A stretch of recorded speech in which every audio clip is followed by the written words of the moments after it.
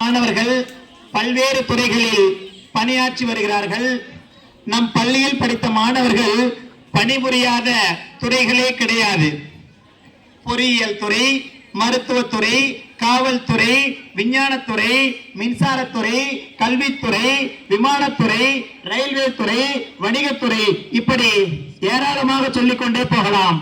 நம் பள்ளியில் படித்த மாணவர்கள் இத்தனை துறைகளில் பணியாற்றி கொண்டிருக்கிறார்கள். அன்பு குழந்தைகளே, நீங்களும் படித்து பிற்காலத்தில் இது போன்ற துறைகளில் நீங்கள் பணியாற்ற வேண்டும் என்பது நம் பள்ளி ஆசிரியர்களுடைய விருப்பமாகும்.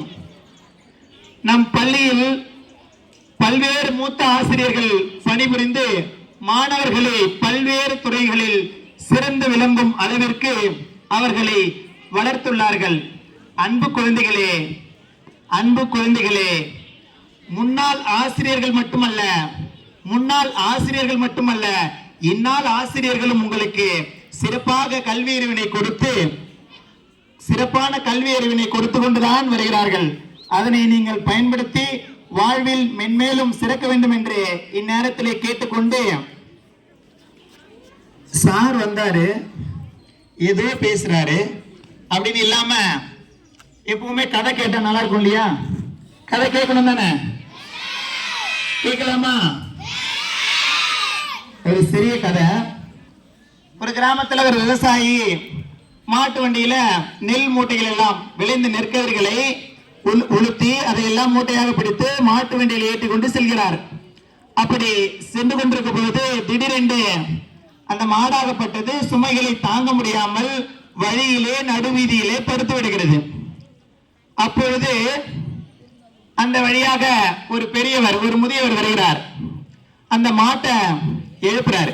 முதல்ல அந்த மாட்டு வண்டியை ஓட்டிட்டு போனவரை எழுப்புறாரு, எந்திரிக்கல. அடுத்தது அந்த பெரியவர் வராரு, அவர் வந்து எழுப்ப முயற்சி செய்யறாரு, எந்திரிக்கல. அடுத்ததான் ஒரு வீரர் வராரு. வீரன்னா உங்களுக்கு தெரியும். சோ அவர் வந்து வராரு. அவர் என்ன பண்றாரு அப்படின்னா அந்த மாட்டை எழுப்புறதுக்கு முயற்சி செய்யறாரு, மாடு எந்திரிக்கல. அடுத்ததான் தமிழம்மா சொல்ற மாதிரி மலியுத்த வீரர்னு சொல்லுவாங்க இல்லையா? கேள்விப்பட்டிருப்பீங்க. மலியுத்த வீரர். அந்த மலியுத்த வீரர் வந்து அந்த மாட்டை எழுப்புறதுக்கு முயற்சி செய்யறாரு. மாடு என்ன பண்ணல அப்படின்னா எந்திரிக்கல. நிறைய இவங்க எல்லாம் சேர்ந்து அந்த மாட்டை எழுப்பலாம் அப்படின்னு சொல்லிட்டு பாக்குறாங்க. மாட்டை எழுப்ப முடிச்சான்னு கேட்டா எழுப்பவே முடியல. அந்த மாடு எந்திரிக்கவே இல்லை. உடனே அந்த வீதி வழியா ஒரு பள்ளி வயது சிறுவன் வருகிறான்.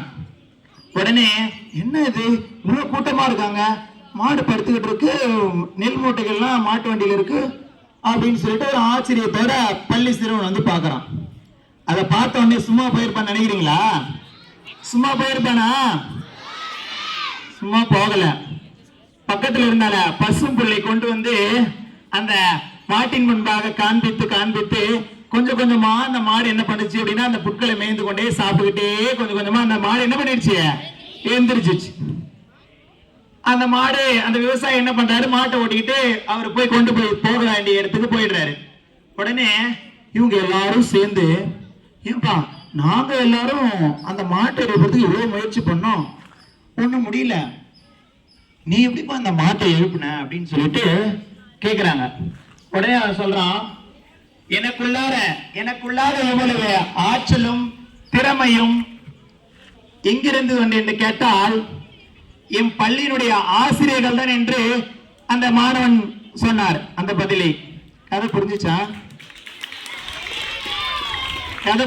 கைத்தட்டல் வரவே இல்லையே.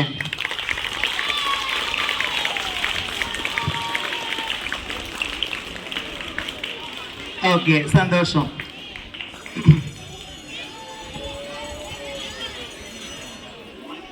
மணி மட்டும்தான் அடிச்சது, நான் போறதுக்காக அல்ல, நான் பேசுவேன். ஓகே. பறவையை நேசித்தேன் பறந்து விட்டது, பூக்களை நேசித்தேன் உதிர்ந்து விட்டது, மேகத்தை நேசித்தேன் கலைந்து விட்டது, மேகத்தை நேசித்தேன் கலைந்து விட்டது, கல்வியை நேசித்தேன் என்னை உயர்த்தி விட்டது. இந்த அளவிற்கு அப்படிப்பட்ட மாணவர்களுக்கான ஒரு சிறிய கவிதை.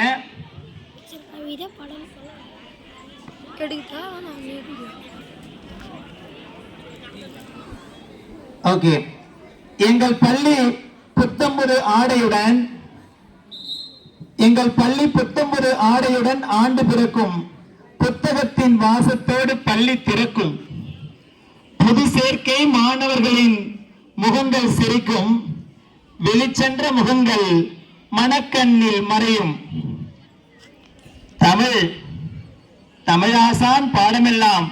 தமிழாசான் பாடமெல்லாம் கதை போல் புரியும்.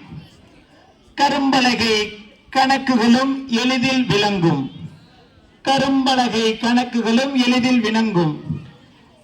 உடற்கல்வி வகுப்பு நேரம்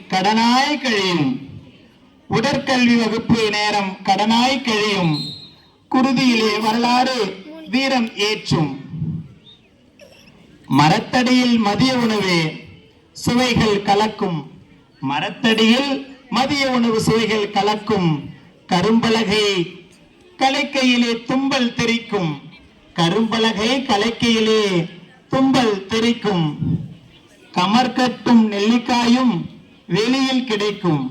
கமர்கட்டும் நெல்லிக்காயும் வெளியில் கிடைக்கும். கடனாக பென்சில் ரப்பர் கைகள் மாறிடும். உடன் சேர்ந்த நட்புகளால் நேசம் பிறக்கும். கல்விக்கண் திறந்தவர் மேல் பக்தி பெருகும்.